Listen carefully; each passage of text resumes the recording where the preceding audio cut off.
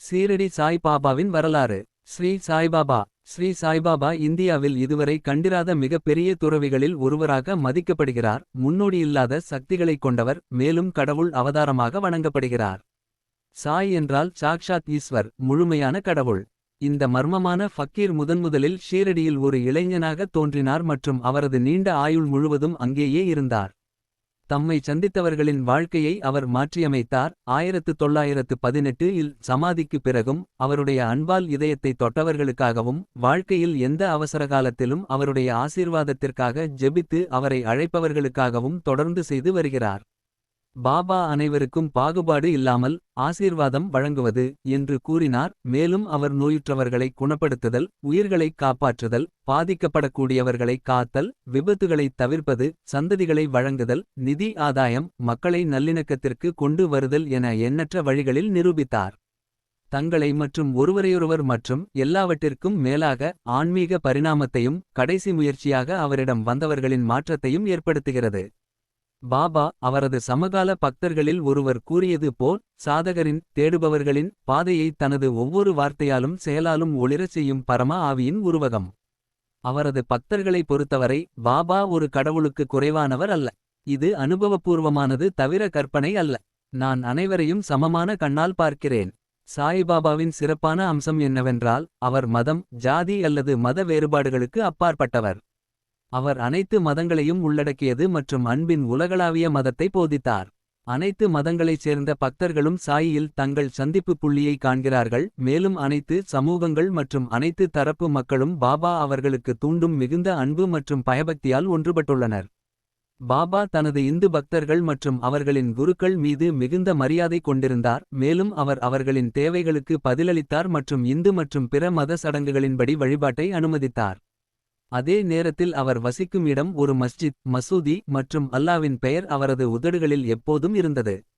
அவர் தன்னை கடவுளுக்கு அல்லாஹ் சேவை செய்வதாகவும் அல்லாஹ்வை எப்போதும் நினைவுகூரும் ஆத்மாவாகவும் விவரித்தார். யாத் ஹக்கா தெய்வீகத்தை வணங்கவும் தனது சமாதியிலிருந்தும் பக்தர்களின் பிரார்த்தனைகளுக்கு பதிலளிப்பதில் சுறுசுறுப்பாக இருப்பார் என்ற பாபாவின் வாக்குறுதியின் உண்மையை உணரவும் மக்கள் இன்று ஷீரடிக்கு அதிக எண்ணிக்கையில் வருகிறார்கள். 10 கட்டளைகளைப் போல பாபா மனிதகுலத்திற்கு நலனுக்காக 11 உறுதிமொழிகளை வழங்கியுள்ளார். பாபா தன்னை நேசிப்பவர்களின் சேவையில் அடிமையாக இருப்பதாகவும் தன்னை நோக்கி வருபவர்களுக்கு உதவுவதற்காக தான் என்றும் வாழ்ந்து கொண்டிருப்பதாகவும் இரவும் பகலும் தன் குழந்தைகளை கவனித்துக் கொள்ள வேண்டும் என்றும் கூறினார். பின்னர் அவர் சர்வவல்லமையுள்ள மாஸ்டரிடம் அல்லாஹ் மாலிகே கே ஒரே ஒருவர் முழு சரணாகதியின் மதிப்புகளை கற்பித்தார் மற்றும் அவரது அருளை அனுபவிக்கிறார். பாபாவின் ஷீரடிக்கு வரும்போது நெருக்கடியான சமயங்களில் பாபா தம் பக்தர்களை காப்பாற்றுவதன் மூலம் பாபா அவர்களுக்கு அளித்த வாக்குறுதிகளை எப்படி தவறாமல் நிறைவேற்றுகிறார் என்பதை அவருடைய குழந்தைகள் அனுபவிக்கிறார்கள். தோற்றம் மற்றும் முதல் தோற்றம். தோற்றம். சாய்பாபாவின் பெற்றோர், பிறந்த இடம் அல்லது பிறந்த இடம் யாருக்கும் தெரியாது. இந்த விவரங்கள் குறித்து பல விசாரணைகள் செய்யப்பட்டன. பல கேள்விகள் பாபாவிடமும் மற்றவர்களிடமும் கேட்கப்பட்டன. ஆனால் இன்னும் உறுதியான பதில் அல்லது தகவல் கிடைக்கவில்லை. நடைமுறையில் இந்த விஷயங்களைப் பற்றி எங்களுக்கு எதுவும் தெரியாது. அவரது உறவினர்கள் மற்றும் பிற விவரங்களை கேட்டபோது அவர் ஒரே ஒரு பதிலை அளித்தார்: ரொம்ப நாளாக இருந்து. குறிப்பு: சாய்பாபா கூறிய இந்த வார்த்தைகள் உண்மையில் திருமதி பயாஜாமா கோட்பாட்டிலின் மருமகளால் கேட்கப்பட்டவை. திருமதி பயாஜாவின் இடத்தில் பிக்ஷாவிற்கு வந்த திருமதி பயாஜாமா கோட்பாட்டிலுக்கும் பாபாவுக்கும் இடையே நடந்த உரையாடலுக்கு அவர் சாட்சியாக இருந்தார். பக்தர்களுக்காக ஷீரடியில் ஒரு வேப்ப மரத்தடியில் 16 வயது இளைஞனாக முதலில் காட்சியளித்தார். அப்போதும் அவர் ஒரு பிரம்மனின் அனைத்து விஷயங்களையும் ஆளும் ஒரே ஒரு பிரபஞ்ச சக்தி அல்லது ஆற்றல், அறிவால் நிறைந்திருப்பதாக தோன்றியது. கனவில் கூட உலகப் பொருள்கள் மீதும் இன்பங்கள் மீதும் அவருக்கு விருப்பமில்லை. அவர் மாயை துறந்தார் மற்றும் முக்தி, விமோசனம் அவரது காலடியில் இருந்தது. அவரது ஆசியுடன் பல ஆன்மாக்கள் முக்தி அடைந்தனர். அனைவருக்கும் அவர் 3 வார்த்தைகளை மட்டுமே உச்சரித்தார்: அல்லாஹ் அச்சா கரேகா. இறைவன் அருளால் எல்லாம் சரியாகும். ஷீரடியைச் சேர்ந்த ஒரு வயதான பெண் அவரை பின்வருமாறு விவரித்தார்: இந்த இளம் இளைஞன் சிகப்பு, புத்திசாலி மற்றும் மிகவும் அழகானவன். முதலில் வேப்ப மரத்தின் அடியில் ஆசனத்தில் யோகா தோரணையில் அமர்ந்திருந்தான். அத்தகைய இளைஞன் வெப்பத்தையும் குளிரையும் பொருட்படுத்தாமல் கடுமையான தவம் செய்வதைக் கண்டு கிராம மக்கள் ஆச்சரியப்பட்டனர். பகலில் அவர் யாருடனும் பழகவில்லை, இரவில் அவர் யாருக்கும் பயப்படவில்லை. இந்த இளைஞன் எப்போது வந்தான் என்று மக்கள் ஆச்சரியப்பட்டு கேட்டார்கள். அவரது வடிவமும் அம்சங்களும் மிகவும் அழகாக இருந்தன. ஒரு தோற்றம் மட்டுமே அவரை அனைவருக்கும் பிடித்தது. அவர் யாருடைய வீட்டு வாசலுக்கும் செல்லவில்லை, எப்போதும் வேப்ப மரத்தின் அருகே அமர்ந்தார். வெளிப்புறமாக அவர் மிகவும் இளமையாக இருந்தார், ஆனால் அவரது செயலால் அவர் உண்மையிலேயே ஒரு பெரிய ஆத்மாவாக தோன்றினார். அவர் வெறுப்பின் உருவமாக இருந்தார் மற்றும் அனைவருக்கும் ஒரு புதிராக இருந்தார். அவர் எங்கு இருக்கிறார் மற்றும் அவரது மர்மமான நடத்தை லீலாஸ் யாருக்கும் தெரியாது. ஒரு நாள் ஷீரடியில் உள்ள கண்டோபா கடவுள் சில பக்தரின் உடலை வைத்திருந்தார். மேலும் மக்கள் அவரிடம், தேவா கடவுளே, இந்த பையன் என்ன ஆசீர்வதிக்கப்பட்ட தந்தையின் மகன், அவர் எப்போது வந்தார் என்று கேளுங்கள் என்று கேட்கத் தொடங்கினர் என்று கூறப்படுகிறது. கடவுள் கண்டோபா அவர்களை ஒரு பிகாக்ஸை கொண்டு வந்து ஒரு குறிப்பிட்ட இடத்தில் தோண்டச் சொன்னார். அதை தோண்டியபோது ஒரு தட்டையான கல்லுக்கு அடியில் செங்கற்கள் கண்டெடுக்கப்பட்டன. கல் அகற்றப்பட்டபோது ஒரு நடைபாதை ஒரு பாதாள அறைக்கு வழிவகுத்தது. அங்கு மாட்டு வாய் வடிவ கட்டமைப்புகள், மர பலகைகள், கழுத்தணிகள் காணப்பட்டன. கண்டோபா கூறினார், இந்த சிறுவன் இங்கு 12 ஆண்டுகள் தவம் செய்தான். இதைப் பற்றி மக்கள் இளைஞனிடம் கேள்வி கேட்கத் தொடங்கியபோது, அது தனது குருவின் இடம், தனது புனிதமான வதன் பரம்பரை என்று சொல்லி அவர்களை தள்ளி வைத்து அதை நன்றாக பாதுகாக்கும்படி கேட்டுக்கொண்டார். இளம் பாபா 3 வருடங்கள் ஷீரடியில் தங்கினார். அப்போது திடீரென காணாமல் போனார். சில காலத்திற்கு பிறகு அவுரங்காபாத் அருகே நிஜாம் மாநிலத்தில் மீண்டும் தோன்றினார். இறுதியில் அவருக்கு 20 வயதாக இருந்தபோது சந்த் பாட்டீலின் திருமண விருந்துடன் மீண்டும் ஷீரடிக்கு திரும்பினார். ஷீரடிக்கு திரும்பு. அவுரங்காபாத் மாவட்டத்தில் நிஜாம் மாநிலம் தூப் என்ற கிராமத்தில் சந்த் பாட்டீல் என்ற பெயர் கொண்ட ஒரு நல்ல முகமதிய மனிதர் வாழ்ந்தார். அவர் அவுரங்காபாத் பயணத்தில் ஈடுபட்டிருந்தபோது அவர் தனது மாரை இழந்தார். நீண்ட 2 மாதங்கள் அவர் விடாமுயற்சியுடன் தேடினார், ஆனால் இழந்த மாரைப் பற்றிய எந்த தடயமும் கிடைக்கவில்லை. ஏமாற்றத்திற்கு பிறகு அவர் முதுகில் சேணத்துடன் அவுரங்காபாத்திலிருந்து திரும்பினார். 4 கோஸ் மற்றும் 1½ பயணத்திற்கு பிறகு அவர் வழியில் ஒரு மாமரத்தின் அடிவாரத்தில் ஒரு ஃபக்கீர் விந்தையானவர் அமர்ந்திருந்தார். அவர் தலையில் ஒரு தொப்பியை அணிந்திருந்தார், கஃப்னி நீண்ட அங்கி அணிந்திருந்தார் மற்றும் அவரது அக்குள் ஒரு சட்கா குறுகிய குச்சி வைத்திருந்தார் மற்றும் அவர் ஒரு சில்லிம் குழாய் புகைக்கத் தயாராகிக் கொண்டிருந்தார். வழியில் சந்த் பாட்டீலை கண்டதும் அவரை கூப்பிட்டு புகைபிடித்துவிட்டு சிறிது ஓய்வெடுக்கச் சொன்னார். ஃபக்கீர் சேனம் பற்றி அவரிடம் கேட்டார். சந்த் பாட்டீல் அது தொலைந்து போன அவனுடைய மாருடையது என்று பதிலளித்தார். அருகிலிருந்த நாலாவில் சிறிய நீரோடையில் தேடுமாறு விந்தையான சக அல்லது ஃபக்கீர் அவரை கேட்டார். அவர் சென்று அதிசயங்களின் அதிசயம் அவர் மாரை கண்டுபிடித்தார். இந்த ஃபக்கீர் ஒரு சாதாரண மனிதர் அல்ல, ஆனால் ஒரு அவலியா, ஒரு பெரிய துறவி, ஒரு விசித்திரமான ஆளுமை என்று அவர் நினைத்தார். அவர் மாருடன் ஃபக்கீரிடம் திரும்பினார். சில்லிம் புகைப்பிடிக்க தயாராக இருந்தது, ஆனால் 2 விஷயங்கள் தேவைப்பட்டன. 1 குழாயை எரிய வைக்க நெருப்பு, 2 சாப்பியை நனைக்க தண்ணீர், புகை இழுக்கப்படும் துணி. ஃபக்கீர் தனது முனையை எடுத்து வலுக்கட்டாயமாக தரையில் தள்ளினார், மேலும் எரியும் நிலக்கரி வெளியே வந்தது. அதை அவர் குழாயின் மீது வைத்தார். பின்னர் அவர் சட்காவை தரையில் அடித்தார், அங்கிருந்து தண்ணீர் வெளியேறத் தொடங்கியது. அந்த தண்ணீரால் சாப்பி நனைக்கப்பட்டு பின்னர் பிடுங்கப்பட்டு குழாயைச் சுற்றி கட்டப்பட்டது. இவ்வாறு அனைத்தும் நிறைவடைந்ததால் ஃபக்கீர் மிளகாயை புகைத்துவிட்டு சந்த் பாட்டீலுக்கும் கொடுத்தார். இதையெல்லாம் பார்த்த சந்த் பாட்டீல் வியப்படைந்தார். அவர் தனது வீட்டிற்கு வந்து தனது விருந்தோம்பலை ஏற்றுக்கொள்ளுமாறு ஃபக்கீரை கேட்டுக்கொண்டார். மறுநாள் பாட்டீலின் வீட்டிற்குச் சென்று சிறிது காலம் தங்கினார். பாட்டீல் தூப்பின் கிராம அதிகாரி. அவரது மனைவியின் சகோதரரின் மகனுக்கு திருமணம் நடைபெற இருந்தது. மணமகள் ஷீரடியைச் சேர்ந்தவர். எனவே பாட்டீல் திருமணத்திற்காக ஷீரடிக்கு தொடங்குவதற்கான ஏற்பாடுகளைச் செய்தார். ஃபக்கீரும் திருமண விருந்துடன் சென்றார். திருமணம் எந்த தடையுமின்றி நடந்தது. பார்ட்டி தூப்பிற்கு திரும்பியது. ஃபக்கீர் மட்டும் ஷீரடியில் தங்கி நிரந்தரமாக அங்கேயே இருந்தார். ஃபக்கீருக்கு சாய் என்ற பெயர் எப்படி வந்தது? திருமண விருந்து ஷீரடிக்கு வந்தபோது கந்தோபாவின் கோவிலுக்கு அருகிலுள்ள பகதா மகால்சாபதியின் வயலில் உள்ள ஒரு ஆலமரத்தின் அடிவாரத்தில் அது இறங்கியது. கண்டோபாவின் கோவிலின் திறந்த முற்றத்தில் வண்டிகள் தளர்த்தப்பட்டு கட்சிக்காரர்கள் ஒவ்வொருவராக இறங்க ஃபக்கீரும் இறங்கினார். பகத் மகால்சாபதி இளம் ஃபக்கீர் கீழே இறங்குவதை பார்த்து தன்னிச்சையாக அவரை யா சாய், சாயை வரவேற்கிறோம் என்று அழைத்தார். மற்றவர்கள் அவரை சாயி என்று அழைத்தனர். அதுமுதல் அவர் சாய்பாபா என்று அழைக்கப்பட்டார். ஷீரடிக்கு திரும்பியதும் பாபா 60 வருடங்கள் அங்கேயே தங்கியிருந்தார். அதன் பிறகு 1918ஆம் ஆண்டு தனது மகா சமாதியை எடுத்தார். ஆரம்பத்தில் சாய்பாபா ஷீரடி கிராமத்தின் புறநகர் பகுதியிலும் பின்னர் தற்போது குருஸ்தான் என்று அழைக்கப்படும் இடத்தில் ஒரு வேப்ப மரத்தடியிலும் 4-5 ஆண்டுகள் தங்கியிருந்தார். பின்னர் கைவிடப்பட்ட மசூதிக்கு மாறுவதற்கு முன்பு அது துவாரகாமா என்று அறியப்பட்டது. மெதுவாக அவரது மகத்துவம் வெளிப்பட்டது மற்றும் அவரது புகழ் வெகுதூரம் பரவியது. அவரது வாழ்க்கையின் இறுதி வரை அவர் ஷீரடிக்கு ஆயிரக்கணக்கான மக்களை ஈர்த்தார். அவரது வாழ்க்கையின் கடைசி தசாப்தத்தில் பாபா அனைத்து ஆடம்பரத்துடனும் விழாக்களுடனும் வணங்கப்பட்டார் மற்றும் மசூதி ஒரு மகாராஜாவின் தர்பார் என்று ஒப்பிடப்பட்டது. இருப்பினும் பாபா தனது எளிமையான மற்றும் துறவற வாழ்க்கை முறையை மாற்றவில்லை. சாய்பாபாவின் பணி மற்றும் ஆலோசனை. பணி மற்றும் ஆலோசனை. புனித ராமதாஸ் 1608 முதல் 1681 வரை 17ஆம் நூற்றாண்டில் செழித்து. யவன சக்திகளுக்கு முகமதியர்கள் அல்லது இஸ்லாத்தை பின்பற்றுபவர்கள் எதிராக ஆதரவற்ற பசுக்களையும் பிராமணர்களையும் பாதுகாக்கும் தனது பணியை ஒரு பெரிய அளவிற்கு நிறைவேற்றினார். ஆனால் அவருக்குப் பிறகு 2 நூற்றாண்டுகளுக்குள் பிளவு ஏற்பட்டது. 2 சமூகங்கள், இந்துக்கள் மற்றும் முகமதியர்கள் மீண்டும் விரிவடைந்தனர். மேலும் சாய்பாபா வளைகுடாவை இணைக்க வந்ததாக நம்பப்படுகிறது. அனைவருக்கும் அவர் தொடர்ந்து அறிவுரை வழங்கினார். கடவுள் அனைத்து ஆன்மாக்களுக்கும் ஒரே ஒரு சர்வ வல்லமையுள்ள எஜமானர் மற்றும் அவருக்கு முன் சமமான ஆத்மாக்கள் மீது தனது அன்பை பொழியும் போது ஒருபோதும் பாகுபாடு காட்டுவதில்லை. ஒவ்வொரு ஆன்மாவையும் அவளுடைய தீமைகள் அல்லது நற்பண்புகளை பொருட்படுத்தாமல் அவர் நேசிக்கிறார். ராமனும் இந்துக்களின் கடவுள், ரஹீமும் முகமதியர்களின் கடவுள் ஒன்றுதான். அவர்களுக்கிடையே சிறு வேறுபாடும் இல்லை. பிறகு ஏன் அவர்களின் பக்தர்கள் தங்களுக்குள் சண்டையிட வேண்டும்? அறியாத மக்களே, குழந்தைகளே, இரு சமூகங்களையும் ஒன்றிணைத்து நல்லெண்ணத்துடன் செயல்படுங்கள். யோகம், தியாகம், ஞானம் இவையே இறைவனை அடையும் வழிகள். உங்களால் எதையும் செய்ய முடிந்தால் மற்றவர்களுக்கு நன்மை செய்யுங்கள். பாபா எப்பொழுதும் எந்த ஒரு உண்மை சிந்தனை அல்லது செயலை ஆதரிப்பார். சுருக்கமாகச் சொன்னால் இது அனைவருக்கும் சாய்பாபாவின் அறிவுரை. இது பொருள் மற்றும் ஆன்மீக விஷயங்களில் நல்ல நிலையில் நிற்கும்.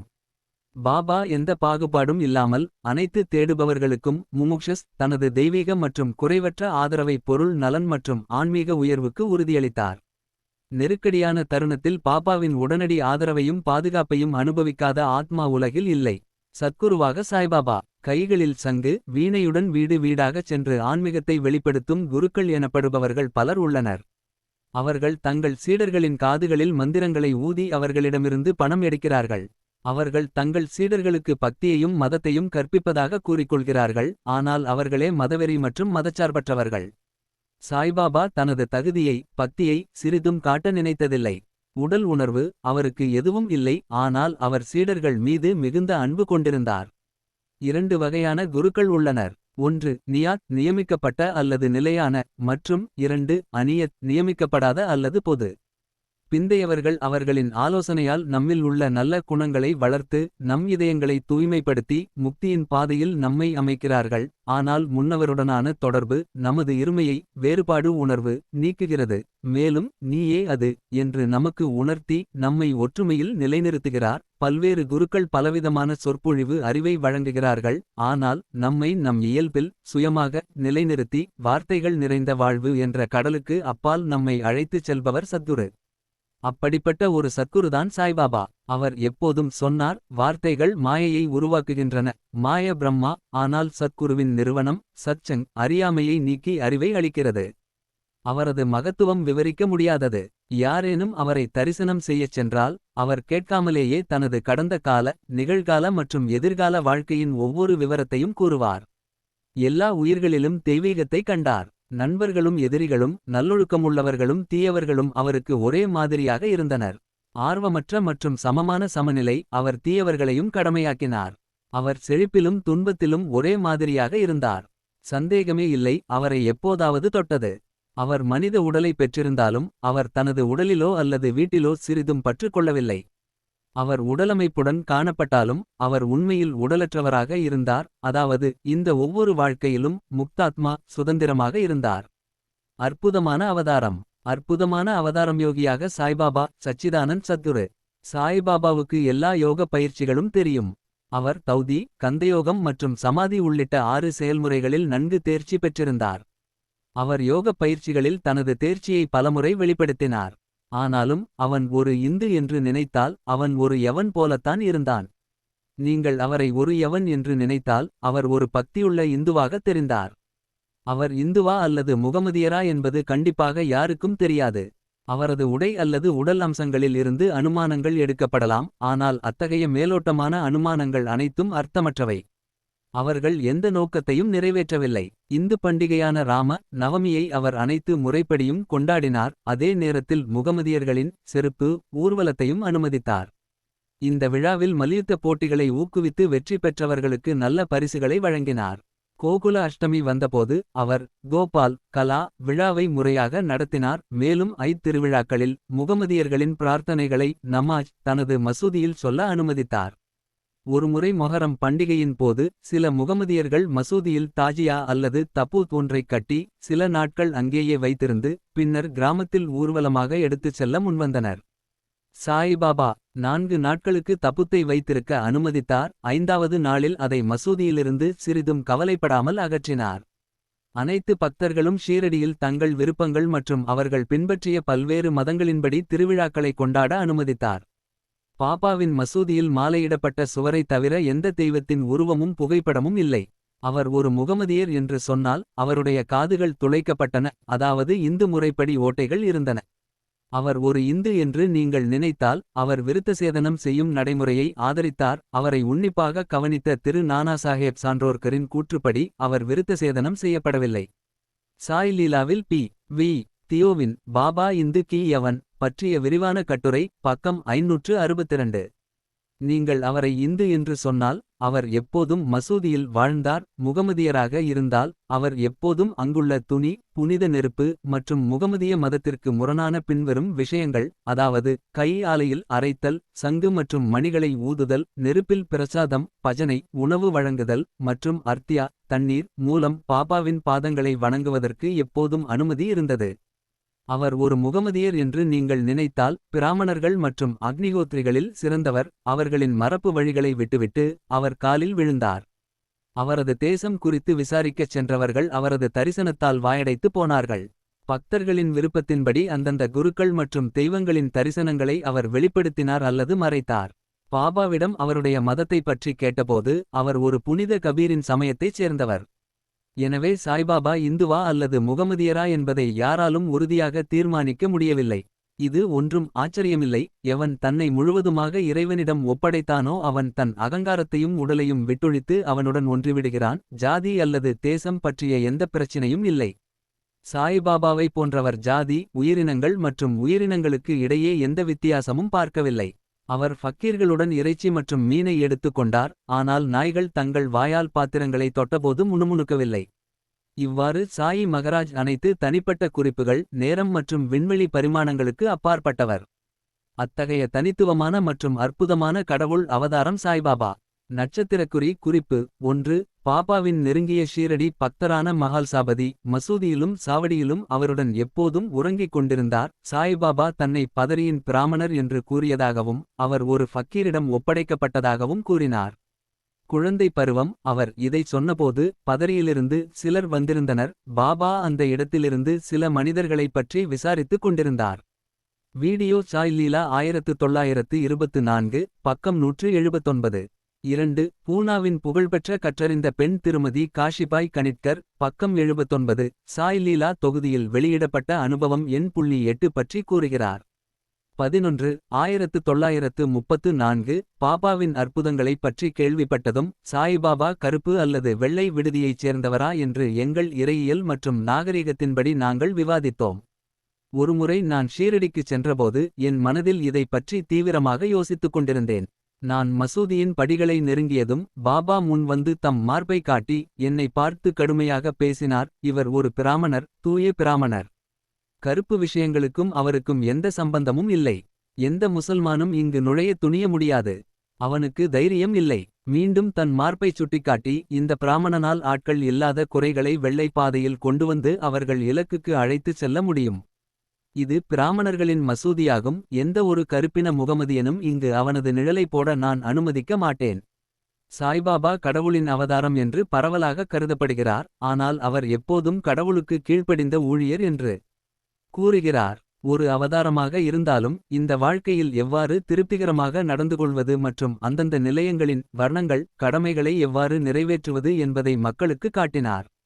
அவர் ஒருபோதும் மற்றவர்களை எந்த வகையிலும் பின்பற்றவில்லை. தனக்காக ஏதாவது செய்ய வேண்டும் என்று மற்றவர்களிடம் கேட்கவில்லை. இவ்வுலகின் அசையும் மற்றும் அசையா பொருள்கள் அனைத்திலும் இறைவனைக் கண்ட அவருக்கு பணிவு என்பது மிகவும் பொருத்தமானது.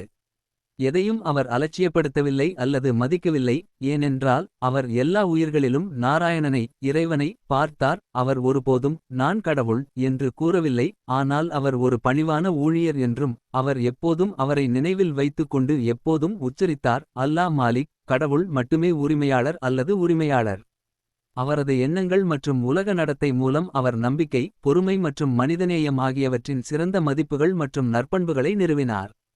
கடவுளால் தனக்கு ஒதுக்கப்பட்ட ஒருவரின் கடமைகளில் கவனம் செலுத்தி உண்மையாக செய்ய வேண்டும். மேலும் அவரது செயல்களின் கர்மா முடிவுகளுக்காக பொறுமையுடன் காத்திருக்க வேண்டும். ஏனெனில் எந்தவொரு காரணத்தின் விளைவும் எப்போதும் கடவுளால் தீர்மானிக்கப்படுகிறது.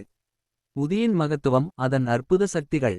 உடிபாபா அனைவரிடமிருந்தும் தக்ஷிணையை எடுத்துக் கொண்டார் என்பதும் அவ்வாறு திரட்டப்பட்ட தொகையில் அவர் தானத்திற்காக நிறைய செலவு செய்து தன்னிடம் இருந்த மீதியைக் கொண்டு எரிபொருள் வாங்கினார் என்பதும் அனைவரும் அறிந்ததே.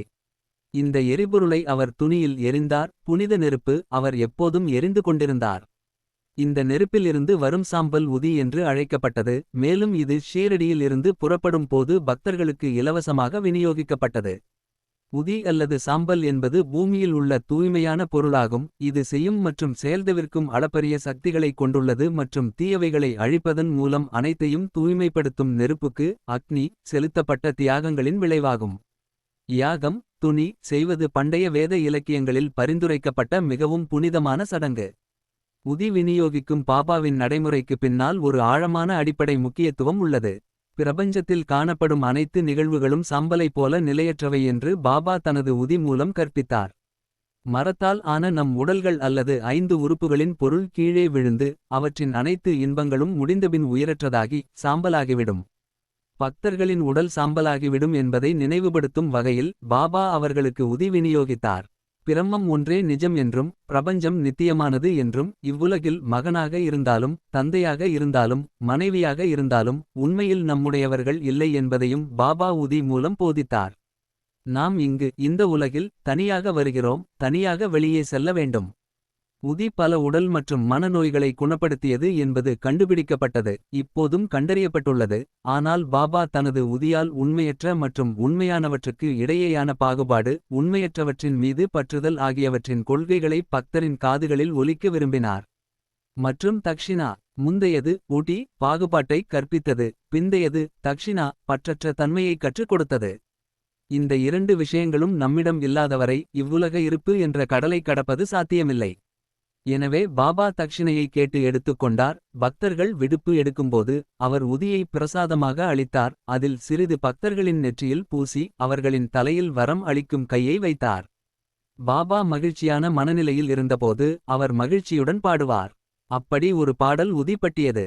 உதி பாடலின் வாசகம் ஓ விளையாட்டுத்தனமான ராமா வா வா உதி சாக்குகளை கொண்டு வா. பாபா மிகவும் தெளிவான மற்றும் இனிமையான தொனியில் பாடுவார். உதியின் ஆன்மீக உட்பொருளை பற்றி அதிகம். இது அதன் பொருள் முக்கியத்துவத்தையும் கொண்டிருந்தது. இது ஆரோக்கியம் செழிப்பு கவலையிலிருந்து விடுதலை மற்றும் பல உலக ஆதாயங்களை வழங்கியது. எனவே உதி நமது இரு நோக்கங்களையும் பெற உதவியது, பொருள் மற்றும் ஆன்மீகம். சாய்பாபாவின் இயல்பு மற்றும் ஆளுமை. ஆளுமை சாய்பாபாவால்தான் ஷீரடி முக்கியத்துவம் பெற்றது.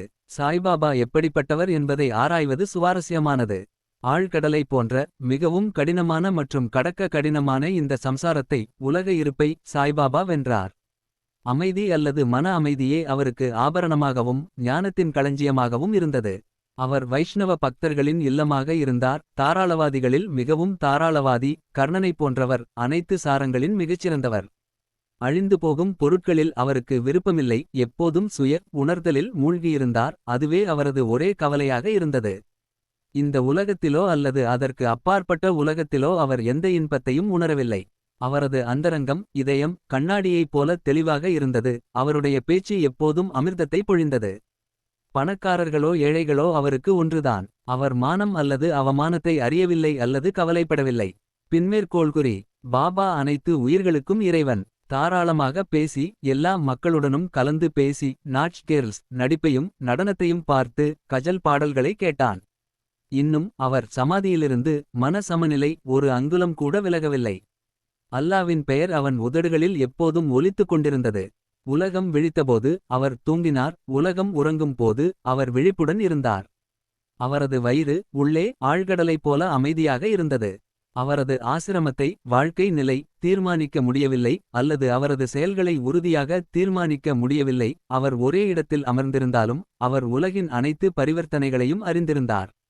அவரது தர்பார் திணிக்கப்பட்டது. தினமும் நூற்றுக்கணக்கான கதைகளைச் சொன்னார். இன்னும் அவர் தனது மௌன சபதத்தில் இருந்து ஒரு அங்குலம் கூட விலகவில்லை. அவர் எப்போதும் மசூதியின் சுவரில் சாய்ந்திருப்பார் அல்லது காலை மதியம் மற்றும் மாலை வேளைகளில் லெண்டி நாலா மற்றும் சாவடி நோக்கி நடந்தார். இன்னும் அவர் எல்லா நேரங்களிலும் சுயத்தில் நிலைத்திருந்தார். சித்தராக இருந்தாலும் சாதகரைப் போலவே செயல்பட்டார். அவர் சாந்தகுணமுள்ளவர், பணிவு மற்றும் அகங்காரமற்றவர், அனைவரையும் மகிழ்வித்தார்.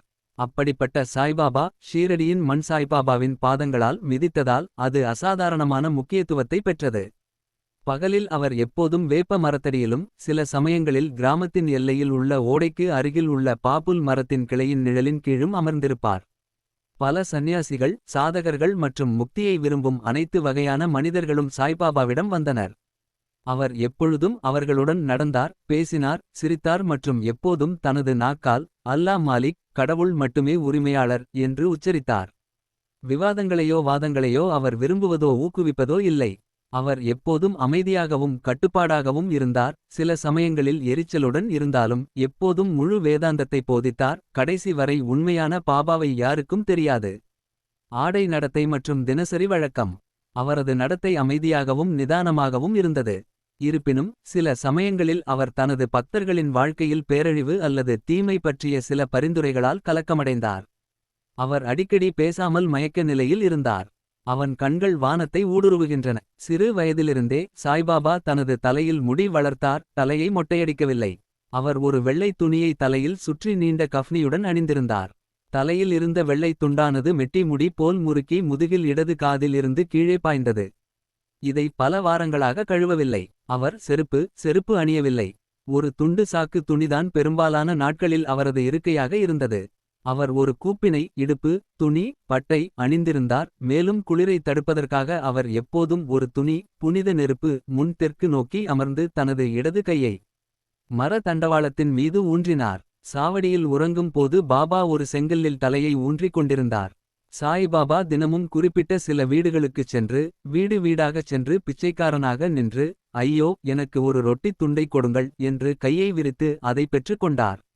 அவர் ஒரு கையில் ஒரு டம்ளர் டின்பாட் மற்றொன்றில் ஒரு ஜோலி அல்லது சௌபதாரி அதாவது ஒரு செவ்வகத் துணியை உணவு சேகரிக்கும் பையாக எடுத்துச் சென்றார். சூப் காய்கறிகள் பால் அல்லது மோர் போன்ற திரவ அல்லது அரை திரவ பொருட்கள் டின்பாட்டில் பெறப்பட்டன. அதே நேரத்தில் சமைத்த அரிசி ரொட்டி மற்றும் அத்தகைய திடமான பொருட்கள் சோலியில் எடுக்கப்பட்டன. பாபாவின் நாக்கு தன் கட்டுப்பாட்டில் இருந்ததால் சுவை தெரியாது. அவர் தனது சோலியிலும் டின்பாட்களிலும் எதை பெற்றாரோ அவை அனைத்தும் ஒன்றாக கலந்து பாபாவின் மனதுக்கு நிறைவாக பங்கு பெற்றது. சேகரிக்கப்பட்ட உணவு கொலம்பாவில் ஊற்றப்பட்டது. ஒரு கல் பானை மற்றும் விலங்குகள் மற்றும் பறவைகள் உணவு உண்பதற்காக பானையைச் சுற்றி கொத்தாக இருந்தன. பாபா அவர்கள் சாப்பிடுவதை ஒருபோதும் தடுக்கவில்லை. பாபா மதியம் வரை பிச்சை எடுத்தார், ஆனால் அவரது பிச்சை மிகவும் ஒழுங்கற்றது. சில நாட்களில் அவர் சில சுற்றுகள் சென்றார், மற்ற நாட்களில் மதியம் 12 மணி வரை. பிற்பகலில் அவர் எதேச்சையாக நடந்து சென்று பக்கத்து கிராமங்களுக்குச் சென்று தனது சில பக்தர்களின் வீடுகளுக்குச் செல்வார். கற்பித்தல் பாணி.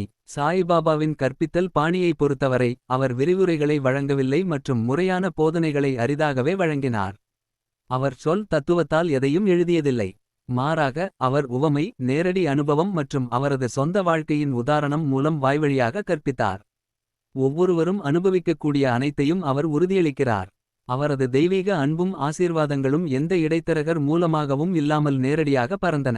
அனைவரும் தங்கள் உலக ஆசைகளை நிறைவேற்றுவதை அனுபவிப்பார்கள் மற்றும் சுய உணர்தலுக்கான ஆத்ம போதா அவர்களின் ஏக்கத்தின் முழுமையான திருப்தியையும் அனுபவிப்பார்கள். இந்த அனுபவத்திற்கு விதிவிலக்கு இல்லை. பாபாவின் வழி ஒவ்வொரு நபரின் தேவைகளையும் நேரடியாக பூர்த்தி செய்வதாகும். மேலும் அவர் தனது பக்தர்கள் எந்தவொரு சடங்குகளையும் அல்லது வழக்கமான நடைமுறைகளையும் மேற்கொள்ள வேண்டும் என்று அவர் கோரவில்லை. மேலும் அவர் எந்த ஒரு குறிப்பிட்ட பாதையையும் விரும்பவில்லை. பாபா பொதுவாக கடவுள் வழிபாட்டு முறையை மாற்றுவதை தடுக்கிறார். மேலும் உலக வாழ்க்கையிலிருந்து முற்றிலும் விலகியிருப்பதையும் ஒரு குறிப்பிட்ட தெய்வத்தை கடவுளாக மாற்றுவதையும் ஒருபோதும் அறிவுறுத்தவில்லை. சர்வவல்லவரின் அல்லாஹ் மாலிக் சக்தி மற்றும் ஆசீர்வாதங்களில் பரிபூரண விசுவாசத்தையும் நம்பிக்கையையும் செயலின் முடிவுகளுக்கு கர்மா பொறுமையையும் அவர் அறிவுறுத்தினார். பாபாவின் அருளின் விளைவாக பக்தர்கள் தங்கள் விருப்பங்கள் மற்றும் அபிலாஷைகள் எதுவாக இருந்தாலும் பாபாவின் கவனத்திற்கு வராமல் போகமாட்டார்கள் மற்றும் சாய் கோர்ட்டிலிருந்து தர்பார் வெறுங்கையுடன் திரும்பமாட்டார்கள் என்ற தன்னம்பிக்கை மற்றும் நம்பிக்கையை பக்தர்கள் அனுபவிக்கிறார்கள். இந்த வீடியோ உங்களுக்கு பிடிச்சிருந்தால் லைக் பண்ணுங்கள், ஷேர் பண்ணுங்கள், கமெண்ட் பண்ணுங்கள். மறக்காமல் இந்த சேனலை சப்ஸ்கிரைப் பண்ணுங்கள். நன்றி, வணக்கம்.